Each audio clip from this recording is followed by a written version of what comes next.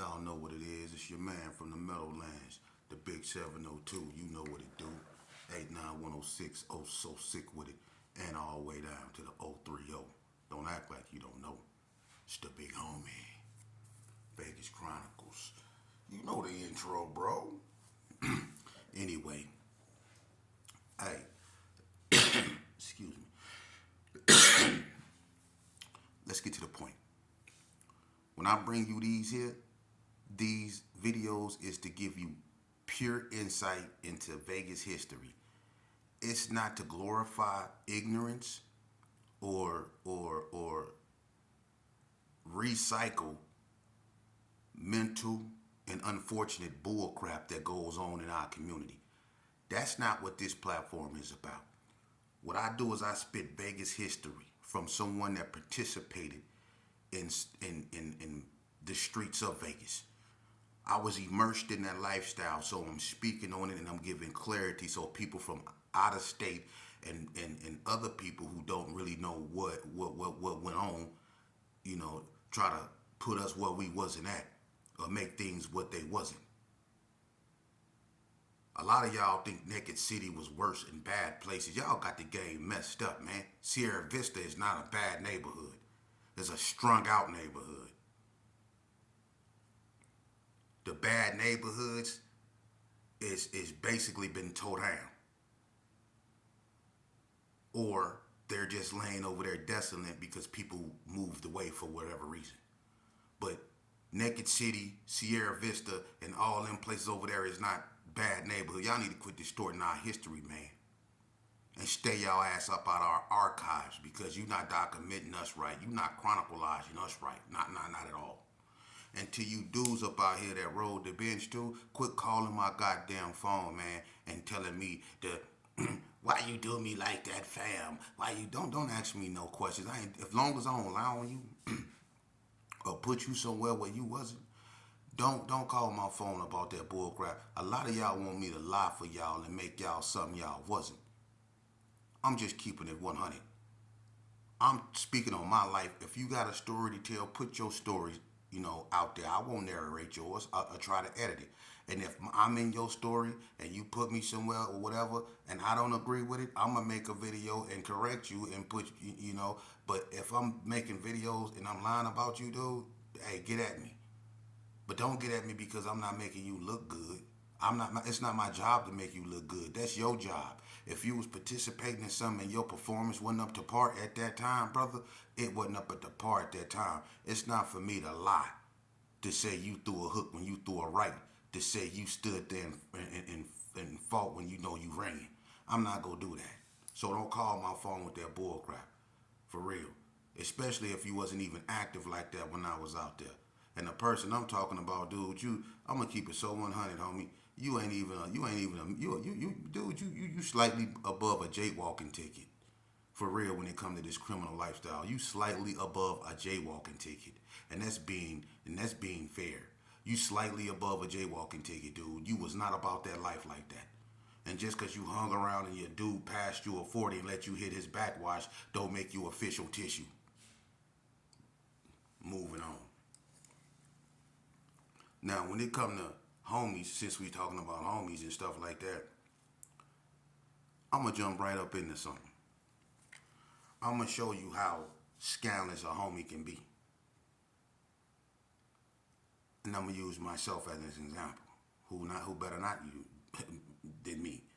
Look, I remember one time in Indian Springs, this was in the 90s, right? And it was at a time when I was going through things, man. I had a I don't give a mentality.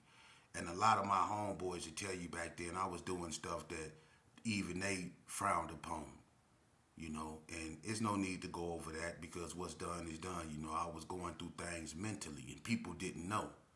People thought I was just like that. No, I wasn't just like that. I was going through rehabilitation. I done been stabbed twice. I had all kind of things in my head. I was losing childhood friends. I didn't think I was ever going home. I lost all sense of hope, so I just didn't care. So the stuff that I was doing that my homeboys was like, why is he doing this to us? They just didn't understand, man. I was toe up on the inside. I was really mentally dying, man. I just didn't care. But on this day, I had a little homie named Mad Whack, right? Mad Whack remember this. And one day it was I stayed in Unit 4. And one day Mad Whack came down there. Now, at this time I think they had went out there to Ohio somewhere. You remember they made a trip. They took a bunch of people off Indian Springs Yard and they sent them to Ohio or Idaho or somewhere, one of them other states, right? And this is where Preacher and Riddler got into it. That's where that little conflict started that escalated back over here to Indian Springs that ended up with Preacher getting stabbed by Riddler. You know what I mean? But they had got CDs and all kind of good stuff out there that they was able to bring back to Indian Springs when they came back. Now, Mad Whack had got a hold of a CD player that was like at this time, ooh, eye looking because they didn't have that type of technology out that we knew of then. So when they went to this other pen, somebody got a CD player out there that was more high tech than what we used to. We still was on the cassette tapes. So they had the actual CD player. So when they bought that out here, somebody let Mad Whack use it, and that somebody was D-Boy from Bloods. I think D-Boy from Burgundy Square, Peru, tall D-Boy, you know what I mean? But anyway, D-Boy let Mad Whack use his CD player, right? And it was nice too. The headphones was nice. It was something like I ain't never seen before. So the first thing come to my mind was, I'm selling this. This finna get took right to the Serenos, and I'm finna get me a bunch of weed. My only thing is to manipulate Mad Whack into agreeing with the assessments. So it didn't take long. His name Mad Whack for a reason. So it didn't take me long to get him to be like, yeah, let's do it. You know what I'm saying? Sell it, right? But I didn't think the blowback was gonna be what it was. I thought that, let's fadangle this. We go give him a bogus ass story, and we go be high when we give it to him. Well, and it's gonna be what it's gonna be. You know what I mean? But we underestimated D-Boy. We really underestimated D-Boy. I'm gonna keep it real with you. I know the dude, and I know when he first came to the pen, and I'm gonna just say this here. When D-Boy first came to the joint, it wasn't Burgundy Square Peru. Let me just leave it at that. But I didn't really too much look at him as, I'm gonna just keep it real. I didn't look at D-Boy at that time as no pure, authentic Damu like that. I didn't. Because, like I said, when he first came, I know him. When he first came to Ely, it was something else, but I just didn't look at him like that, so I didn't respect his gangster. But I didn't know that the Bloods had really embraced him as one of their own, and he was really official tissue with them. I didn't really know that. I'm just keeping it real. And when we sold it, we took it to the Serenos and we got the weed, right? Well, when D-Boy D-Boy went to get his CD player. And D-Boy he out there somewhere, and Mad Whack out there. They know I'm not lying about this story. They can, verify it. But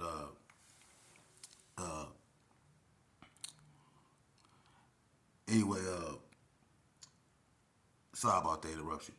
D-Boy, he wanted CD player back, right? So he approached Mad Whack, tell Mad Whack where my CD player at. Mad Whack out there like stuck, right? Mad Whack was like, hold on. And he come to me, hey, D-Boy asking for his CD player, right? So I'm like, tell him the police came in your room and took it or something. Mad Whack go back out there and go tell D-Boy, hey, the police came in my room and took it. D-Boy wasn't trying to hear that. D-Boy was like, what police took it? Show me who took it. So now Mad Whack got a dilemma. D-Boy instantly knows something wrong. He ain't stupid. So, next thing you know, them bloods grouping up, right? We already got the weed. I'm in the room. I'm looking out the window. They got mad wax around it. There's 1,000 bloods out there with mad wax around it, right? Look, I'm out the window. I'm looking out the window doing this.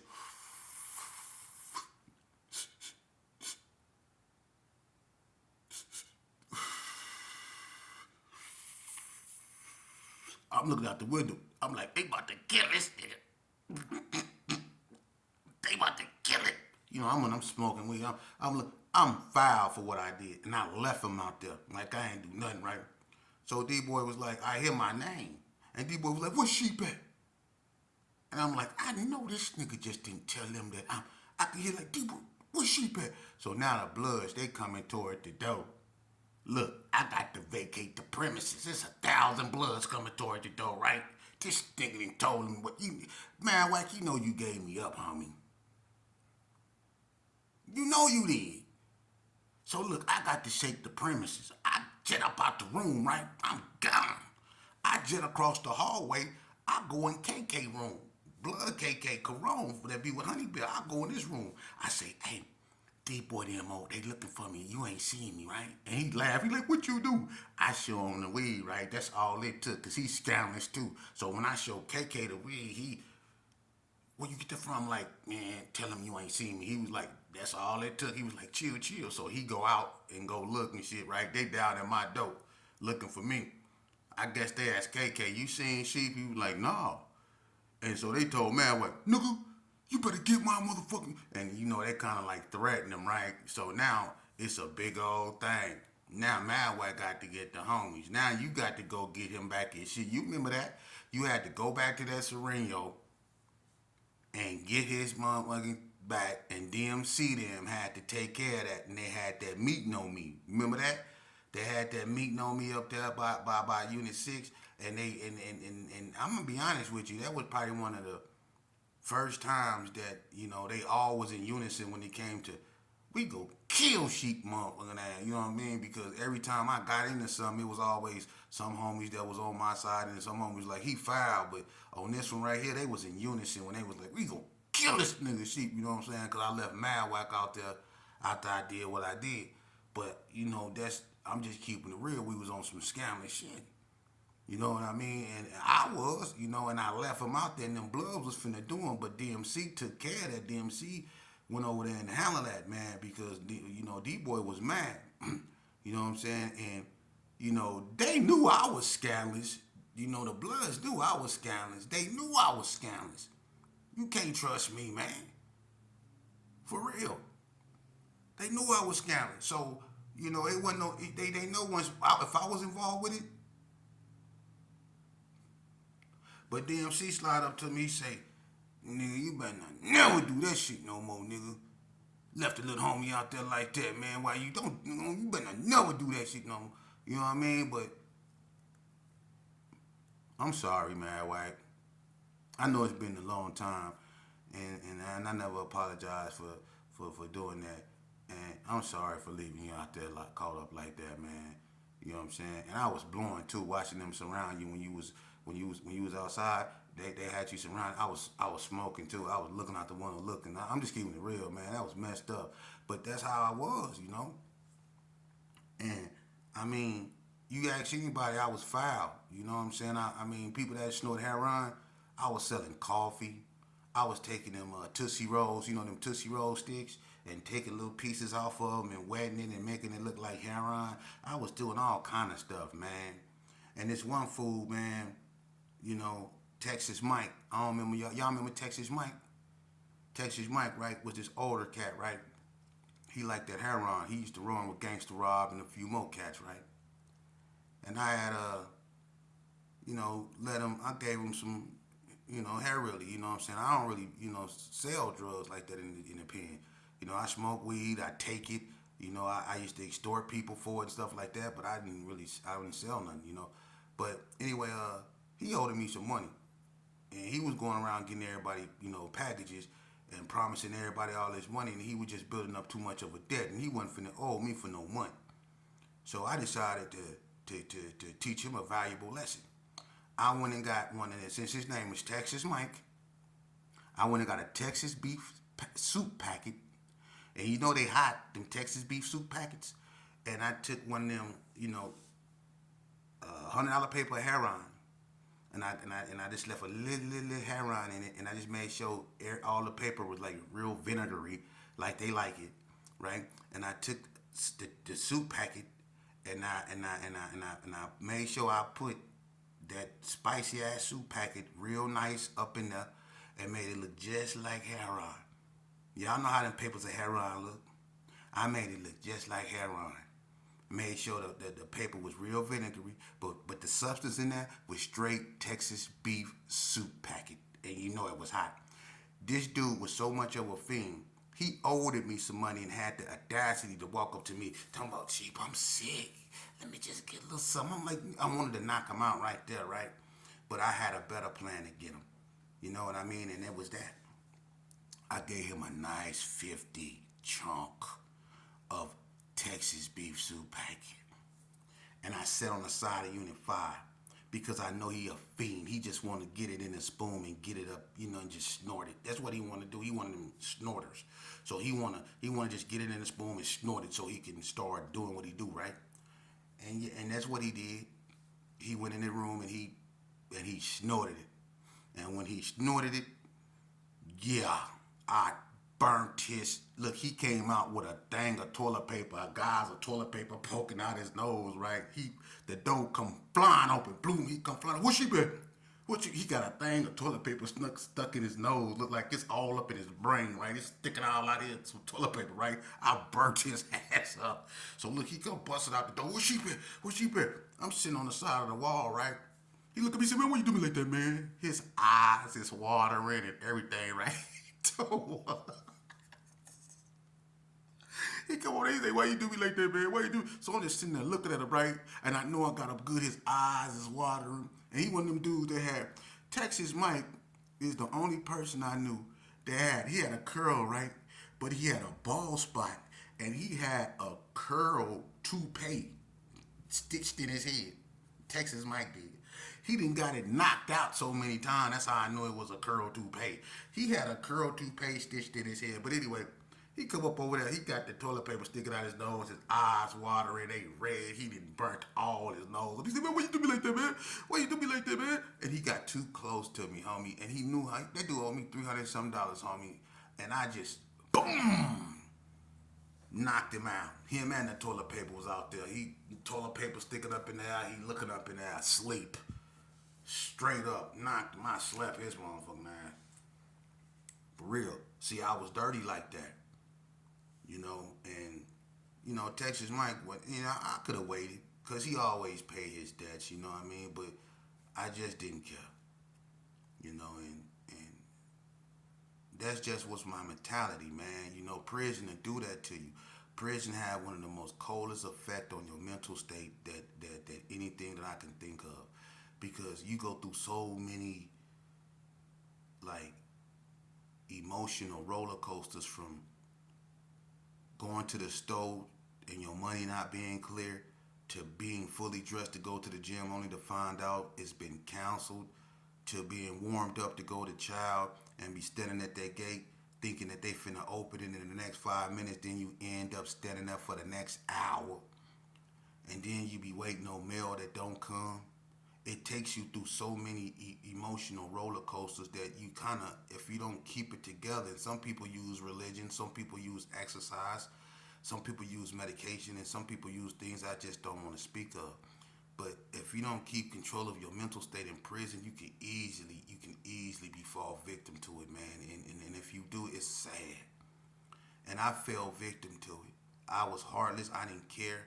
I remember I got into it with my OG homeboy KP. This was one of the most coldest things that, a person can do.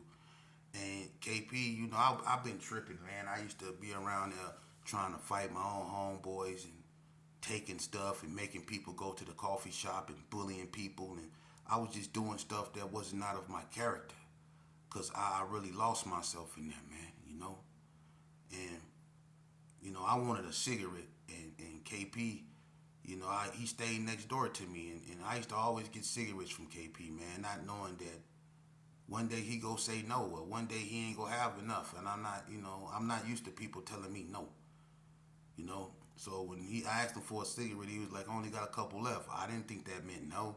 I think that meant he only had a couple left. So I was still waiting on him to give me one. I'm like, "You ain't gonna give me no cigarette?" He's like, "I just told you I got a couple left." I'm like, "What that mean?" He was like, "I ain't getting up no cigarette sheet." I'm like, "Niggas like that." He like, "Damn, man, I give you cigarettes every time." He kind of like put me in my place, kind of like, "Nigga, I give you cigarettes every time you ask me for them," and I didn't feel like being put in my place. So we got into it, words went back and forth, and I ended up saying, "Nigga, don't try to act like you tough, nigga. You weren't tough when that whoop whoop killed your," you know what I mean? I made a mistake and said something about his dead moms, man, and I shouldn't have. And when I did that, I slammed his door and walked off like he was just gonna let me do that. And I went over Gangster Room to get a cigarette. And when I went over Gangster Room, he come swinging the door open like, "We gotta get down." I'm like, "Who you talking to?" He like, "You." And I'm looking at KP like, "Dude, you really want to fight me, dude? You want to fight me?" He was like, "Man, we gotta get down." Gangster like, "What's going on?" He was like, "Man, he said something about my mama, Gangster, man." And KP started crying. So when I seen I like, I gotta get down with this cat. So I'm like, "Nigga, let's go." So I'm trying to be all hostile and aggressive and act like I'm really with it, but at the same time, he was more or less like, "Man, you didn't have to say nothing about my mama and shit, man. You can't." He threw the cigarettes like, "You can have all these motherfuckers, nigga, but they ain't had nothing to do with my mama." He started crying, but then, remember that saying? Right then, he knew he fucked up. That's how I felt. But I tried to play it off like I'm tough. We went down there into that hallway, man. I'm trying to stall, and hopefully Gangster can talk him out of fight me, because I'm looking like this dude like, I know I done messed up, because he don't look like he just like crying with it. "Man, he had to say that about my mama." So I know he finna fight hard, right? So I'm like, "God damn," right? So when we get down to the hall, when we get down to the room, he stayed next door to me. My door shut and his door shut. I'm telling him, "Get the dope pop, get the dope pop." He like, "Nah, man, fuck them doors, man. We gotta get down, shit, man. Why you say something about my mom?" I'm like, "Chill, nigga, get the dope pop." He like, "Nah, man, we don't need to pop no doors. We can get down right now." And he walked too close to me, man. We got to scrapping in the hallway. KP grabbed me, right? Look, I know how to wrestle very swell. Greco-Roman. I can wrestle. This boy right here, look, he grabbed me and slung me against the door, and the back of my back hit the doorknob. The doorknob like hit my spine. He slung me against that wall so hard. Boom! I'm like, God. Right then and there, I knew. I was like, I got to do something. This ain't working. So look, I leg locked him, hooked my leg up on him, so he couldn't move me like he was, and held on, because that first slam, it kind of took like 50% of the manhood out of me. I was fucked up for a minute there. I was like, "Damn, don't slam a bitch like that no more." I was just holding on to him, right? So look, when I got my composure back, I can grapple. So I twisted him up real proper, but he was just so strong and enraged that everything I was trying to do to him, he was just coming up out of it. So we just got to scrapping, and Gangster taking his time coming down the hallway, right? I'm doing everything I was taught, and I swear to God, everything I was taught by every coach I had, I'm using on this cat, right? It's not working. He get me in a headlock, and listen, I'm an elite wrestler, and this dude get me in a headlock. And he got me in a headlock like this, and he ain't punching me. He pounding on the top of my head, and we going around in a circle. That's how I see Gangsta Rob coming. So he pounding on my head, going around in a circle. I'm looking at Gangsta, and he walking slow as a motherfucker. I'm like, "Oh, blast, nigga, hurry up, come get this nigga." You know what I mean? He pounding the shit out of nigga head. You know what I mean? But anyway, I scooped KP. And KP had a little size on him back then, but it took everything to give me, man. I scooped him up, and I boom, slammed him and get him on the ground, and that's what stopped everything from going, against me. And I get on top of him, and that's when Gangster decided to pull me off for him. But when Gangster pulled me off for him, now I'm mad at him too. So I turn around and I grab Gangster by his throat, and I push Gangster straight up. Now Gangster then jumped up on me like, "Nigga, you better not never." And he was finna fire me. So I got two OGs in the hallway about to dust my motherfucking ass on. And then the police come down there, and it was Lynch. Lynch worked the union. Everybody know Cool Lynch. Lynch come down there and see, "Y'all know y'all got to go to the hole, right?" So I was so happy to see Lynch, man, because he had that walkie-talkie out too, and I didn't just push gangsta in his throat. KP ain't done fighting. I'm tired. You know what I'm saying? I just okay. I'll go. I'll walk to the hole by myself. Don't just send my stuff to the hole. For real, it wasn't going. That boo slammed me on that door hard in the motherfucker, man. For real. So when I was rolling up my property to go to the hole, I had to take breaks and sit on the bed. Like, man, hold on, man, shit. He slammed me hard in the motherfucker against that door, man, for real. But that's what happened, man. You know what I'm saying? In prison, man, you know, I just don't recommend it. And you know, this homie thing, man, that's why you know we go through what we go through. Is because we put too much of what we, faith and belief in homieism, man. Let's not do that. You know what I mean? Because I'm gonna put faith in yourself, man. For real.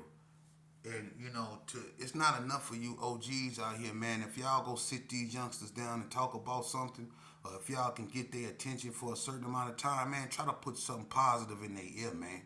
When they walk away from y'all, man, try to drop something positive so they can keep with them, man. Don't just give them no C shake, K shake, B shake, or whatever shake, man, and send them about their way, man. To hell with that, man. That might be the last time you see that child. If you got love for that your little homeboy, man, when you part ways with him, give him something positive to take with him, man. Give him something positive. Start asking other questions. There's a lot of y'all homeboys that don't even got their GEDs or diplomas, man. Ask them why. Or some of y'all don't got y'all's.